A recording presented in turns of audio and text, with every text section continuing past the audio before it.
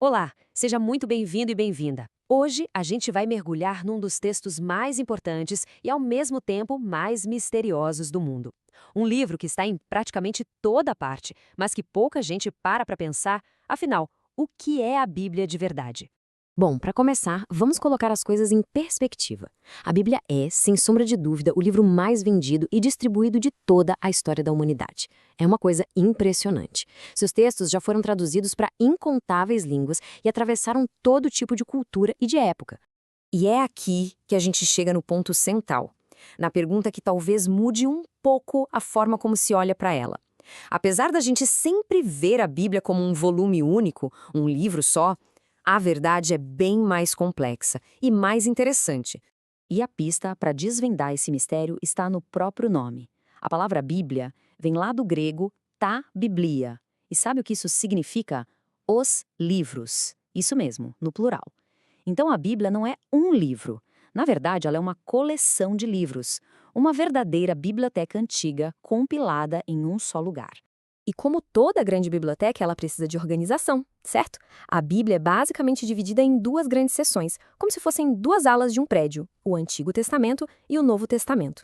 De um lado, na primeira ala, a gente tem o Antigo Testamento. São 39 livros que contam a longa história do povo de Israel, muito antes da época de Cristo.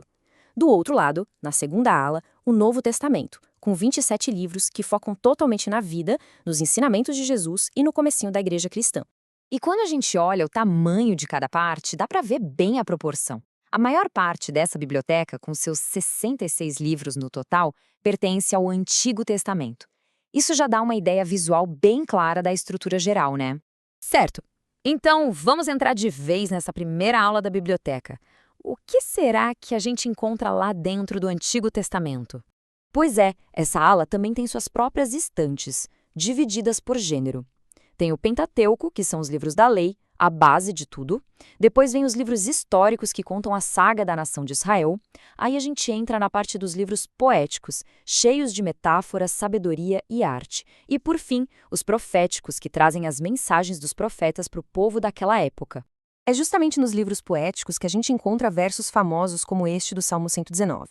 Para os fiéis, essa frase resume o sentimento em relação ao texto, ele serve como um guia, uma luz. E essa ideia de uma palavra que orienta é algo que percorre toda a biblioteca. Agora vamos atravessar o corredor e entrar na segunda ala para ver como essa história continua e se desenvolve. Aqui a estrutura também é bem variada. A gente começa com os 4 evangelhos, que são as biografias de Jesus. Logo depois, vem o livro de Atos, que é um livro histórico contando como a igreja começou a se espalhar. A maior parte do Novo Testamento, na verdade, são as epístolas, que eram cartas com ensinamentos. E tudo termina com o Apocalipse, um livro de profecia sobre o futuro. Certo, mas como é que essa biblioteca tão incrível foi parar no papel? E como as pessoas leem e interpretam tudo isso? A resposta para essas perguntas passa por uma mistura do humano e do divino. A escala do projeto é simplesmente gigantesca. Pensa só, a Bíblia levou mais ou menos 1.600 anos para ser escrita por completo. Foram mais de 40 autores, de épocas, lugares e profissões totalmente diferentes, escrevendo em 3 idiomas: hebraico, aramaico e grego. É uma obra coletiva monumental. Essa complexidade toda leva naturalmente a diferentes maneiras de enxergar a natureza desses textos. Para algumas pessoas, a Bíblia é um livro de autoria humana, mas com inspiração divina, muito valioso por seus ensinamentos históricos e éticos. Já para outras, ela é a palavra de Deus, literal e sem erros, com verdades que se aplicam diretamente ao nosso mundo de hoje. E claro, as formas de ler também mudam. Existe a interpretação literal, que leva em conta o sentido direto do que está escrito. Tem a leitura alegórica, que busca os significados simbólicos, como numa parábola. A interpretação histórica se pergunta o que isso significava para as pessoas daquela época. E a teológica, que lê tudo a partir das doutrinas e crenças de uma religião específica. Ok, depois de tudo isso, vem a pergunta de $1 milhão. Por que essa coleção de livros tão antigos continua sendo tão importante? O impacto dela vai muito, mas muito além da religião.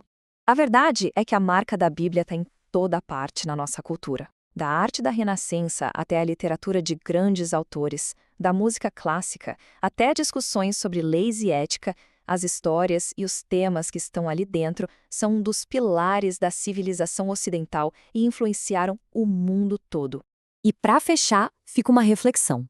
Agora que a gente entende a Bíblia não como um livro, mas como uma biblioteca, com uma história de formação super complexa e várias formas de leitura, a questão que fica é: de que maneira esses textos antigos, essa coleção de histórias, poemas e profecias continuam a moldar o nosso mundo hoje? A resposta talvez esteja na forma como cada nova geração decide abrir e interpretar suas páginas.